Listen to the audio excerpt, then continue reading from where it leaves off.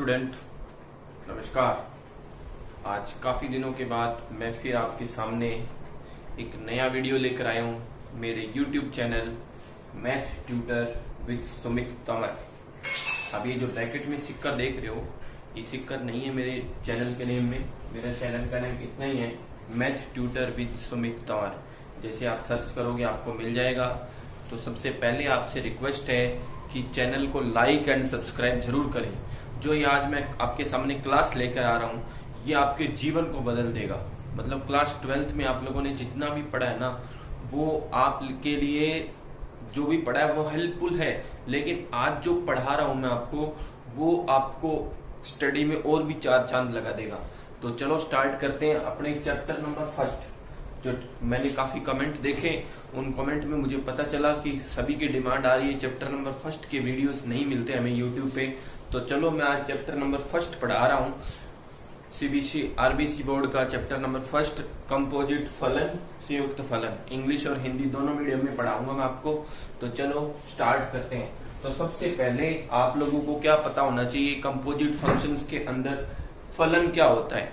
सबसे पहले तो देखो संयुक्त फलन है, तो सबसे पहले अपने फलन पे ही चलते हैं। तो फलन की परिभाषा क्या कहती है कि किसी समुच्चय ए से समुच्चय बी में परिभाषित एक ऐसा फलन जिसके अंतर्गत ए का प्रत्येक अवयव बी के एक अद्वितीय अवयव से संबंधित हो या संबंध रखता हो। देखो ये डेफिनेशन कुछ मतलब लैंग्वेज रूप में अच्छी लगती है, प्रैक्टिकली करें ना तो ही अच्छा लगता है अपने को। आज देखो इसको प्रैक्टिकली अपने करते हैं। ये प्रैक्टिकली मैं कैसे करके बताता हूँ फलन क्या होता है। आप 2 डायग्राम से समझ सकते हो। मैं आपको 2 डायग्राम ही बना के बताऊंगा, दोनों से आपको फलन समझ आ जाएगा। जैसे ये ए है, ये बी है, ठीक है। मेरे पास 3 अवयव है, 1 2 3 और इधर ए बी सी, ठीक है। तो इसका मतलब क्या, देखो ये जो पहला पार्ट होता है ना, आप लोगों ने 11वीं क्लास में सीखा, इसको बोलते हैं प्रांत। इंग्लिश में बात करें तो डोमेन। फलन को फंक्शन बोलते हैं। ये प्रांत हो जाएगा, इसको बोल देंगे सह प्रांत। क्या बोल देंगे? सह प्रांत, कोडोमेन, ठीक है। और जो उसके बाद आता है एक परिसर। परिसर की बात अपने थोड़ी देर बात कर लेते हैं, परिसर भी समझा दूंगा। प्रांत ये होता है, सह प्रांत ये होता है, हमेशा ध्यान रखना। डोमेन, कोडोमेन, ठीक है। अब देखो फलन क्या होता है। जैसे इसका एक प्रतिबिंब ये, इसका ये प्रतिबिंब बना दिया मैंने। अब इस प्रतिबिंब बनाने के बाद आपको क्या पता चला कि फलन पहचानने की बस छोटी सी देखा जाए तो अपने के लिए डायग्राम में एक छोटा सा पॉइंट ही बहुत महत्वपूर्ण हो जाएगा। क्या कि ए के अंदर कोई भी अवयव खाली नहीं रहना चाहिए, पहली बात तो। और ए का एक से ज्यादा प्रतिबिंब नहीं बनना चाहिए, अद्वितीय। मतलब ए का तो एक ही प्रतिबिंब। जैसे अब ये मैंने बढ़ाया ना, तो ये फलन है। अभी एक एग्जांपल और बनाता हूं, तो आप बताना ये फलन है या नहीं है। जैसे मैंने 1 2 3 लिखा और इधर ए बी सी लिखा। इसका एक अवयव इधर बना दिया, एक इधर बना दिया, ठीक है ना। और इसको खाली छोड़ दिया, ठीक है ना। इसको खाली छोड़ दिया तो ये फलन नहीं है। ये फलन नहीं है। क्यों नहीं है? क्योंकि इसमें जो प्रांत है उसका एक अवयव खाली रह गया, तो ये फलन नहीं है। एक और एग्जांपल देखो फलन का, कि 1 2 3 है, इधर ए बी सी है, कि एक अवयव ये बनाया, खाली नहीं छोड़ेंगे इस बार। एक अवयव ये बना दिया और एक अवयव ये बना दिया और एक अवयव ये बना दिया, ठीक है ना। तो अब अपने देखा कि इसमें खाली तो कोई नहीं है, लेकिन क्या है कि जो 2 है उसके 2 बिंब दिख रहे हैं अपने को। कौन कौन से? बी और सी। मतलब 2 का बी और 2 का सी, 2 बिंब दिख रहे हैं ना। तो प्रांत 2, कभी भी प्रांत अवयव जो अपने क्रमित गुणन फैक्टर, जो क्रम ऑर्डर फैक्टर करते हैं अपने 11वीं क्लास में, मतलब पहला अवयव x का होता है, दूसरा अवयव y का होता है। तो पहला अवयव रिपीट नहीं होना चाहिए। मतलब x का अवयव फॉर एग्जांपल बात कर ले, ये रिपीट नहीं होना चाहिए। मतलब कि जो प्रांत है उसका केवल एक ही प्रतिबिंब होना चाहिए। जैसे 2 का b है ना, तो एक ही होना चाहिए। इधर अपने को कोडोमेन में नहीं देखना, कोडोमेन में नहीं देखना कि उसमें कितने प्रतिबिंब है। जैसे मान लो अब ये क्वेश्चन है, इसका एक प्रतिबिंब ये बना दिया तो भी ये फलन है। क्यों? सॉरी, देखो इसका एक ये भी हो गया, एक ये हो गया, नहीं है प्रांत। तो अब जैसे एक एग्जांपल और बनाऊंगा, उसमें आपको समझ आ जाएगी बात। एक एग्जांपल और बनाइए, दोनों फलन नहीं है। एक और एग्जांपल बनाते हैं अपने, ए और बी। 1 2 3 ए बी सी, ठीक है। जैसे ये बना दिया मैंने, ये बना दिया, ये बना दिया। अब आप इस फंक्शन में इसी की बात कर रहा था। अब देखो, अब आप इस साइड नहीं जाओगे, मैंने कोडोमेन की बात ही नहीं करी। कोडोमेन में डबल हो तो कोई दिक्कत नहीं, लेकिन प्रांत में देखो कोई खाली है क्या? नहीं है। कोई डबल है? नहीं है। तो ये फलन है, ये फलन है, ठीक है ना।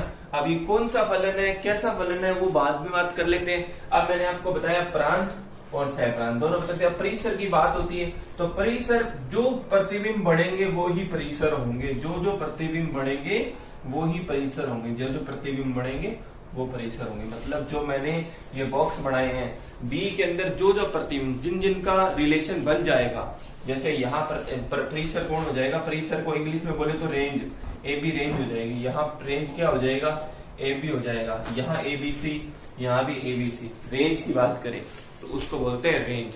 तो अपने पास पता चल गया प्रांत, परिसर और प्रांत, सहप्रांत, रेंज और फलन।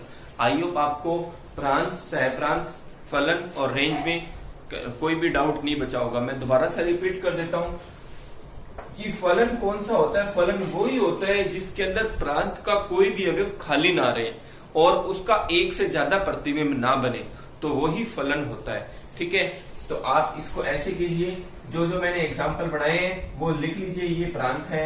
अब जैसे इसको लिखने का तरीका क्या होता है, इसको इस तरह से दर्शाते हैं, इस तरह से दर्शाते हैं अपने। क्यों? क्योंकि ये ए से बी में अपने को देखा जाए कि एफ क्या है, ए से बी में परिभाषित है। यहाँ पे अपने लिखा ना, ए से बी में परिभाषित, तो इसी को बोलते हैं। तो आप वीडियो पॉज करके एग्जाम्पल को लिख लीजिए ताकि आपको काम आएगा। आज पूरा इंट्रो पढ़ाऊंगा मैं चैप्टर फर्स्ट के बारे में और कल अपने एक्सरसाइज स्टार्ट करेंगे। तो अपने क्या करते हैं, इस फलन एक्सरसाइज के बारे में जो मैंने अभी बताया है आपको, वीडियो दोबारा जरूर देखना, क्योंकि दोबारा देखने से आपके सारे डाउट क्लियर हो जाएंगे। अभी इसको लिख लीजिए।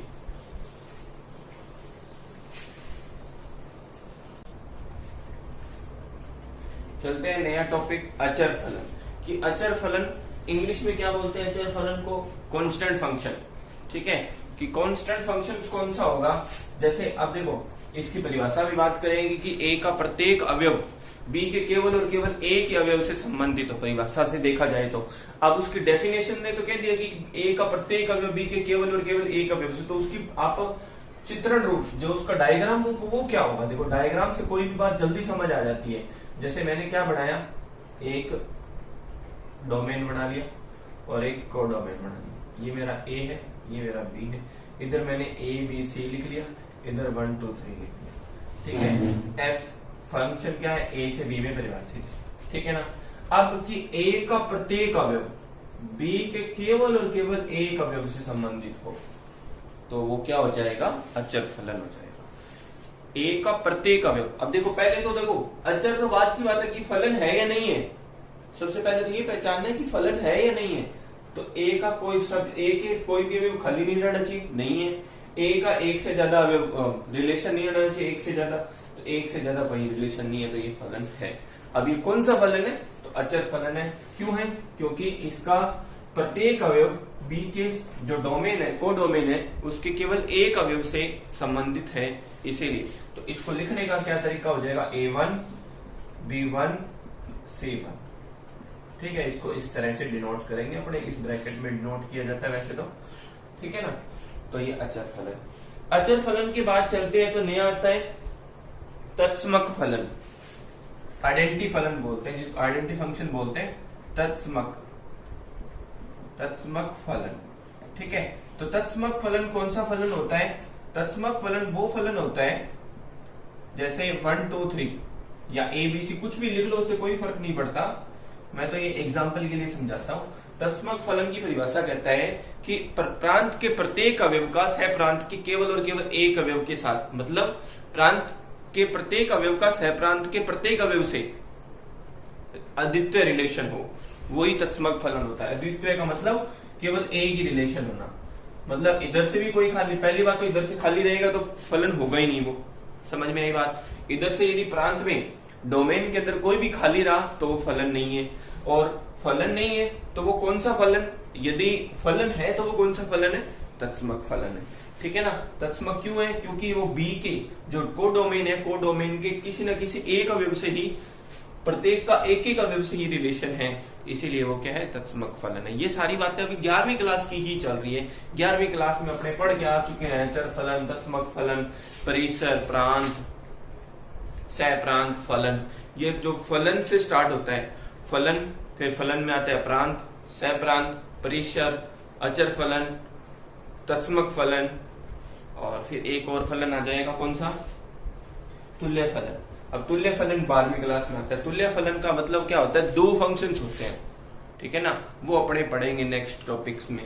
ठीक है ना, कि तुल्य फलन, जैसे जब भी अपने पहले मैं आपको फलन के टाइप्स पढ़ाऊंगा, उसके बाद तुल्य फलन की बात होगी। ठीक है ना, तो आप एक बार इतना लिख लीजिए कि अचर फलन का बस डायग्राम बड़ा, परिभाषा तो देखो, कोई भी परिभाषा को आप खुद जनरेट कर सकते हो। खुद की परिभाषा लिखी हुई बहुत अच्छी रहती है, मतलब अपनी लैंग्वेज में। इस परिभाषा को अपनी लैंग्वेज में कैसे लिख सकते हैं कि प्रांत के प्रत्येक अवयव का सह प्रांत के प्रत्येक अवयव से अद्वितीय रिलेशन हो, तो वह फलन तत्समक फलन कहलाता है। कहाँ रट्टा मारने की जरूरत, परिभाषा आपका माइंड जो उसका कंसेप्ट है वो माइंड में क्लियर होना चाहिए। यदि कंसेप्ट क्लियर है तो कोई डाउट ही नहीं है अपने को उसकी परिभाषा को जनरेट करने में। ठीक है ना, तो अपने उसके डायग्राम को दिमाग में छाप के रखो कि माइंड में जैसे डायग्राम, जैसे नाम आया तत्समक फलन, डायग्राम छप जाना चाहिए। डायग्राम छप जाएगा तो डेफिनेशन अपने आप ही आ जाएगी।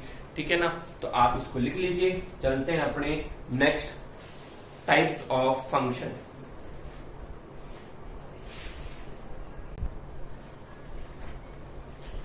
तो चलते हैं टाइप्स ऑफ फंक्शन कि फलन के प्रकार क्या क्या होते हैं।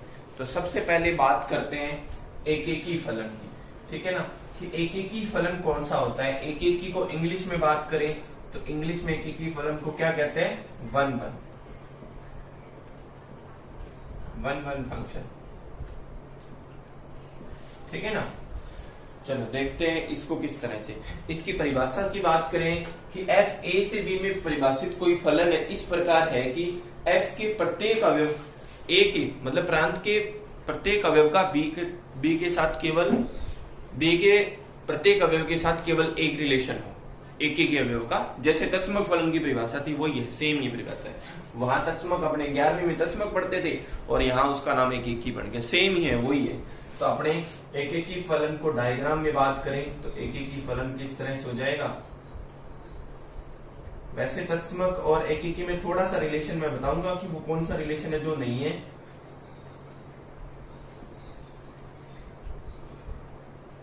इधर मैं एबीसी लिख लेता हूं, इधर मैं 1 2 3 4 लिख लेता हूं।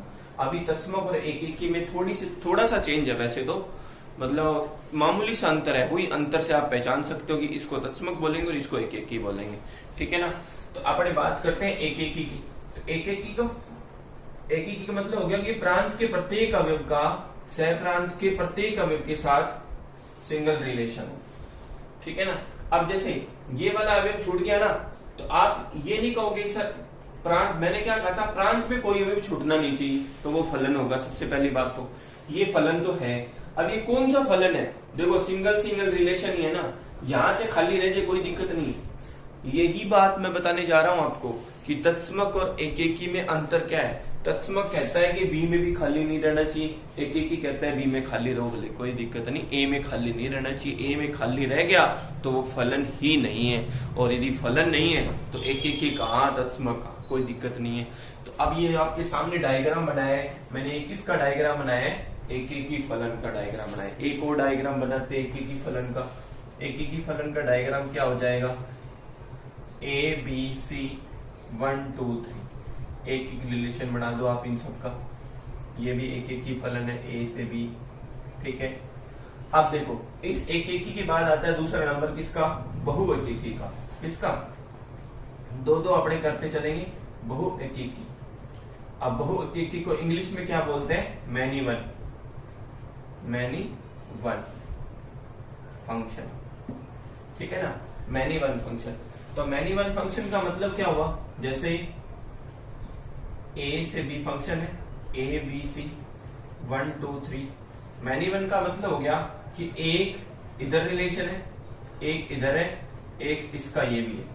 ठीक है, जैसे क्या हुआ कि एक के मतलब प्रांत जो है सह प्रांत के एक से ज्यादा अवयव के साथ रिलेशन रख रहा है, ठीक है, तो वो मैनी वन में चला जाएगा। ठीक है ना, कि उसका क्या है। अब देखो सबसे पहले तो पहचानना ये फलन है या नहीं है, तो फलन पहचाना अपनों ने, तो ये फलन है। क्यों? क्योंकि इसमें कोई भी खाली नहीं है और सबका एक एक रिलेशन है। अब अपने पहचानते हैं कौन सा फलन है, फलन का नाम तो होगा ना कोई, तो फलन का नाम पहचानने की देखेगी सिंगल सिंगल रिलेशन तो नहीं है जी, नहीं सिंगल तो नहीं है, एक का डबल रिलेशन आ रहा है, इसीलिए इसका नाम क्या पड़ गया, बहु एकेकी फलन पड़ गया। ठीक है ना, तो इस फलन को कौन सा फलन बोलेंगे, बहु एकेकी फलन बोलेंगे। ठीक है, अब पहले आप 2 लिख लीजिए, फिर अपने चलेंगे नंबर 3 पे, फिर नंबर 4 पे। ठीक है ना, इन दोनों को अपने लिख के फिर मैं आपके सामने बहुत सारे एग्जांपल्स लिखूंगा, फिर आप पहचान करना कि कौन सा फलन एकेकी है, कौन सा फलन एकेकी नहीं है।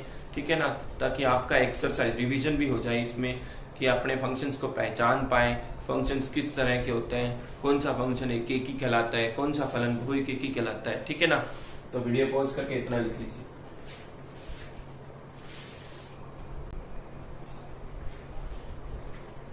तो आच्छादक नंबर 3 पे आता है आच्छादक। ठीक है, तो आच्छादक फंक्शन कौन सा होता है, आच्छादक फंक्शन को अपने डेफिनेशन देखो आपकी बुक्स में लिखी हुई है, मैंने आपको डेफिनेशन कहा ही नहीं, डेफिनेशन तो याद ही नहीं करनी, डायग्राम दिमाग में छापना है। तो आच्छादक फंक्शन के लिए आपके पास डायग्राम क्या होना चाहिए, देखो अभी आपने एक प्रांत बनाया और एक सह प्रांत बनाया। ठीक है, ये एफ ए से बी में परिभाषित है, मैंने यहाँ लिख दिए ए बी सी और डी। ठीक है, इधर लिख दिया 1 2 3, ठीक है ना, 1 2 3 3 फंक्शन लिखे मैंने। ठीक है, मैंने कह दिया इसका एक सिंगल रिलेशन इसके साथ ये और फिर ये।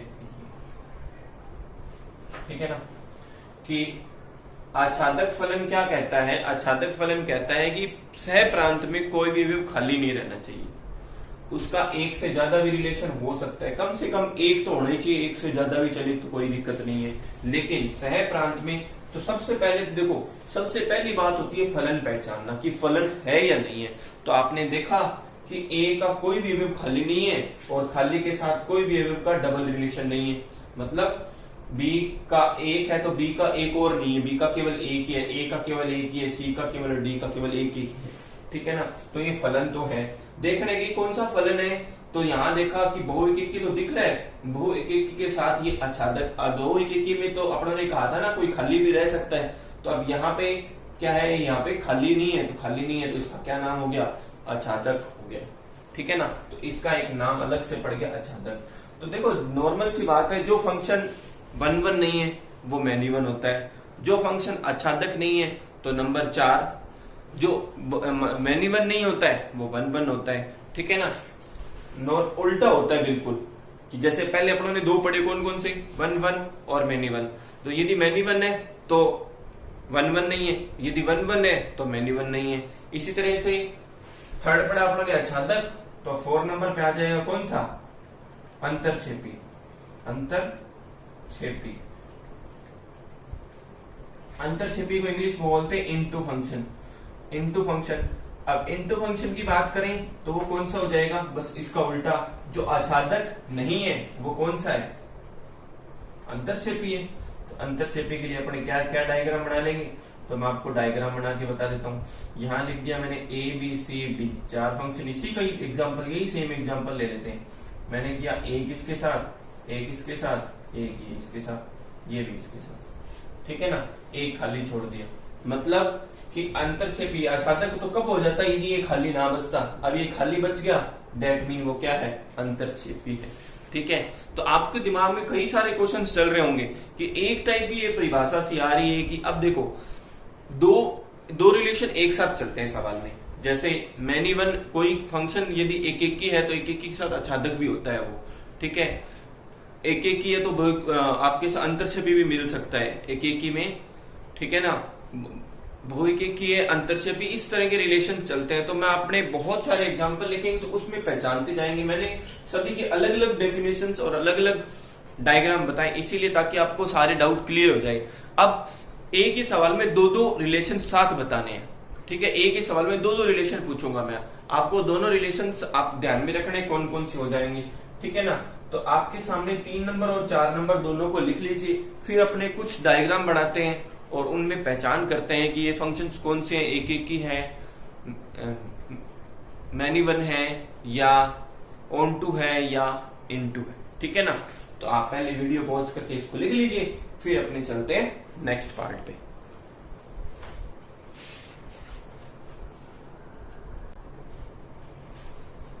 तो चलो देखो, आपके सामने मैंने टोटल 1 2 3 4 5 6 एग्जाम्पल बनाए। इन 6 एग्जाम्पल की पहचान करते हैं कि कौन सा फलन एक एक ही है, अंतरछेपी है, आच्छादक है। तो सबसे पहले अपने इस पे ऐसा लिखा जाता है, तो सबसे पहले अपने फंक्शन की पहचान करेंगे, उसके बाद फंक्शन का टाइप, ठीक है। तो देखो, कोई भी खाली है, नहीं है, कोई भी का डबल रिलेशन है, नहीं है, फंक्शन तो है। कौन सा फंक्शन है, सबका एक एक सिंगल रिलेशन, एक एक ही मतलब 1 1, एक एक के साथ कोई भी खाली नहीं, आच्छादक। तो ये एक एक ही भी है और आच्छादक भी है। मैंने कहा था ना 2 रिलेशन आएंगे एक सवाल में।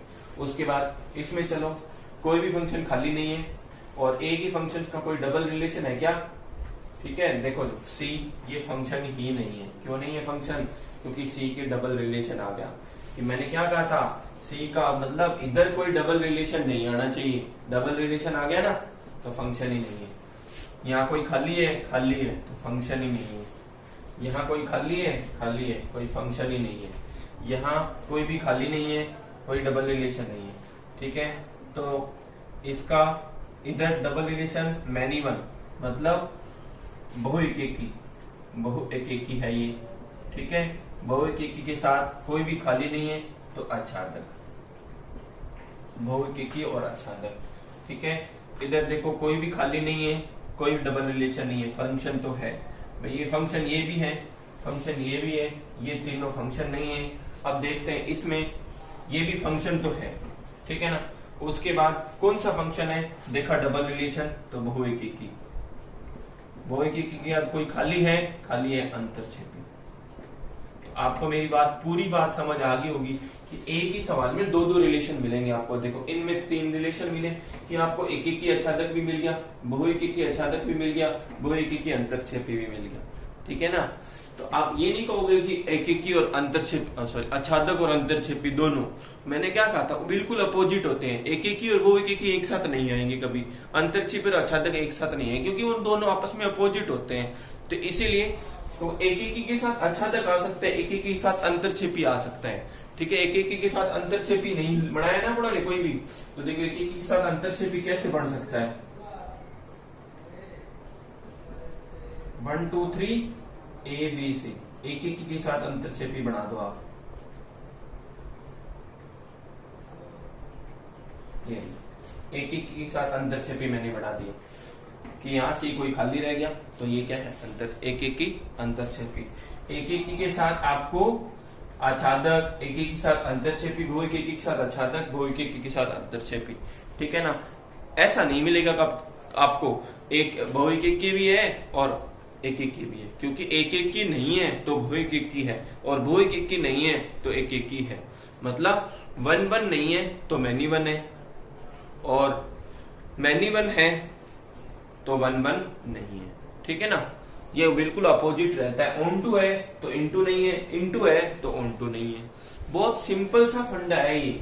आपके सामने मैंने इतने एग्जाम्पल बनाए, आप इनको आराम से लिख लीजिए। ये एक एक की अंतरछेपी का बनाया था, ठीक है ना। तो आप सभी एग्जाम्पल को अच्छे से नोट कर लीजिए ताकि आपको सारी बात क्लियर हो जाए कि एक एक की अंतरछेपी इन सब में क्या केस होता है, ठीक है ना। तो आई होप आपको सारी बात समझ आ गई होगी। फंक्शन पहचानना, कौन सा फंक्शन होता है, कौन सा फंक्शन नहीं होता है, ठीक है। कौन से फंक्शन को एक एक ही कहते हैं, कौन से को आच्छादक कहते हैं, कौन से को अंतरछेपी और कौन सा वो एक एक ही होता है, ठीक है। कौन सा एक एक ही आच्छादक होता है, ठीक है ना। तो आप ऐसे कीजिए, इन सबको एग्जाम्पल को लिख लीजिए ताकि आपको सारी बात क्लियर हो जाए। जब आप भी कोई भी नोट्स बनाते हो ना, उसको इतना सुंदर बनाया तो करो ताकि आपको दोबारा बुक उठाने की जरूरत ना पड़े, क्योंकि मैं ऐसा चीज करा दूंगा आपको, लगभग नोटबुक में मिल जाएगा आपको। कहीं कोई भी सवाल आए आप उसको आसानी से सॉल्व कर सकते हो। तो नोट्स को अच्छे से जरूर बनाएं, ठीक है। वीडियो पॉज करके लिख लीजिए।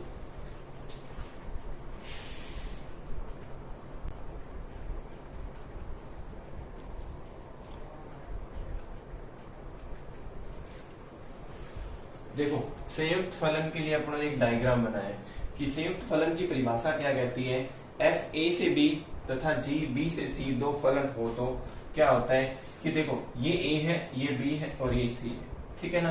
तो अपन ने क्या किया कि ये एक्स है, यदि ए का बी से रिलेशन है, बी का सी से है तो ए का सी से भी होगा, ठीक है। तो अब अपने वही कहता है कि किस तरह से जी ऑफ क्या रिलेशन देगा। तो देखो आपके पास मैं आपको फंक्शंस बताता हूँ कि किस तरह से आपको पहचानना है कि जीओएफ परिभाषित होगा या नहीं होगा, एफओजी परिभाषित होगा। इसी को कहते हैं संयुक्त फलन परिभाषा। जो अपना चैप्टर का नाम है ना संयुक्त फलन, वो यहीं से स्टार्ट होता है। संयुक्त फलन होता क्या है, क्योंकि अभी देखो जो बेसिक पढ़ा है अपनों ने वो जरूरी था, क्योंकि अपने को जब तक पता ही नहीं होगा कि एकीकीय आच्छादक होता क्या है तब तक अपने चैप्टर पढ़ कैसे सकते हैं, क्योंकि आगे क्वेश्चन आएंगे एकीकीय आच्छादक के, इसीलिए वो पूरा कंसेप्ट जरूरी था, ठीक है ना। तो अब देखो जीओएफ, तो आपको पहचानना है कि जीओएफ फंक्शन परिभाषित होगा या नहीं होगा, कि जीओएफ जो आएगा वो परिभाषित है या नहीं है, उसकी पहचान आप किस तरह से कर सकते हो। देखो नॉर्मल सी बात है, जीओएफ क्या है कि आपको एक बात पहचाननी है, यहां से देखिए अपने गए मतलब जीओएफ किस में परिभाषित होगा। तो जीओएफ तो यहां से अपनों ने देखा एफ का ए और जी का लास्ट पार्ट सी, तो जी ऑफ आने वाली डिग्री इस तरह से होगी ए से सी में, ठीक है। जी ऑफ का आने वाला पार्ट क्या होगा, ए से सी में होगा। जो भी मान आएगा वो ए से सी, देखो ये रहा ए से सी, जैसे ए से बी, बी से सी, तो ये आएगा जी ऑफ क्या आएगा, ए से सी आएगा, ठीक है। अभी आपको ये बात थोड़ी सी अजीब लग रही होगी कि ये सर ये किस तरह से बता रहे हैं, तो मैं आपके सामने एक छोटा सा एग्जांपल लूंगा, वो पूरी बात क्लियर कर देगा।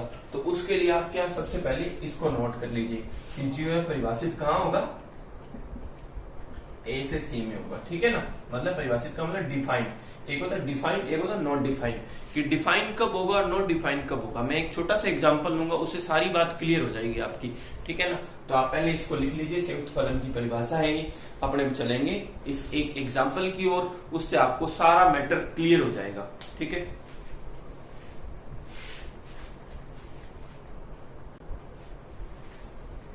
देखो इस क्वेश्चन में अपने देखते हैं कि एफओजी तथा जीओएफ विद्यमान है या नहीं है, परिभाषित है या नहीं है, ठीक है। एफओजी और जीओ तो पहचान करते हैं।